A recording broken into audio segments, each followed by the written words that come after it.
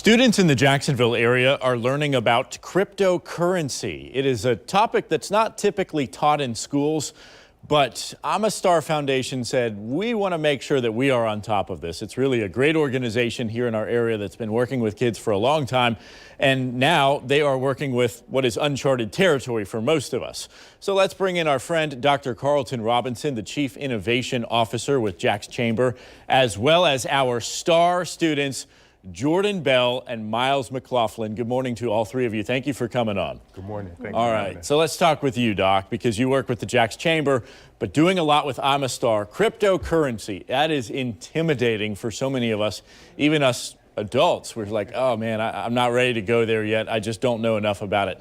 How do you teach something like that to teenagers?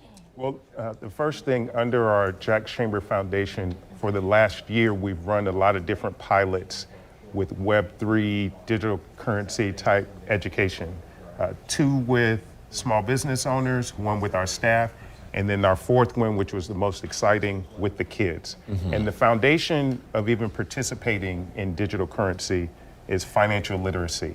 And so that was the first half of what we worked on with the kids, and it was really exciting, and they captured it perfectly. It's so very important that we know how to, one, make money, and two, how to save that money, how to spend that money responsibly, especially in times with inflation, so many people pinching pennies. Yes, absolutely.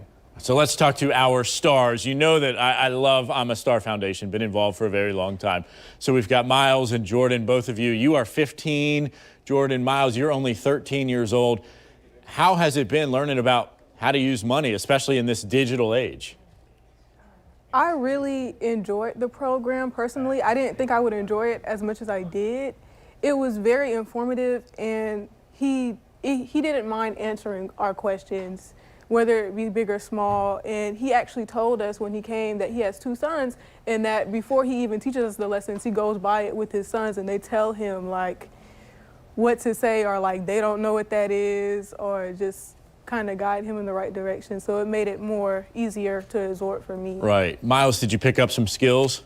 Yes, I learned a lot from those classes that I took over this summer, and I think that those classes were actually very beneficial and just amazing for me to have in my pocket. Just another skill under my sleeve, because I feel that cryptocurrency is going to be a big thing in these next few years. Yeah, that was my next question. I want to ask it again. Like, why is it so important to focus on cryptocurrency? Do you have an explanation for everybody at home that hasn't picked that up?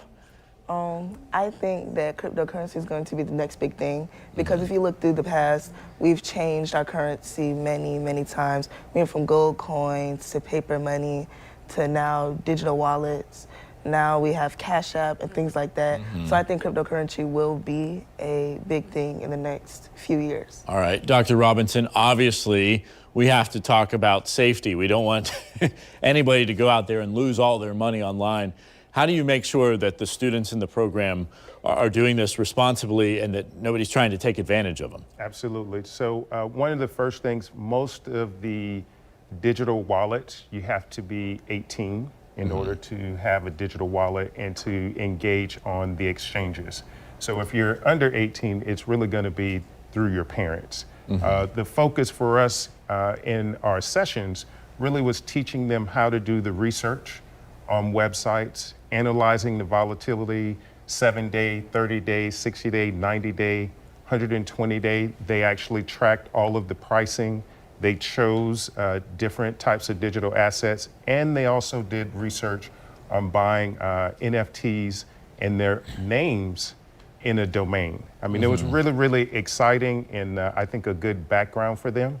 And I'm just excited to be here with them and to see that they captured it. Yeah, and these are smart, promising teenagers right here. Certainly, thank you for what you do in the community. Thank you to everybody behind the scenes, behind the cameras with Amastar Foundation, Carla, Betty Burney, everybody else. And are we looking at the next two billionaires coming out of Jacksonville? Yes.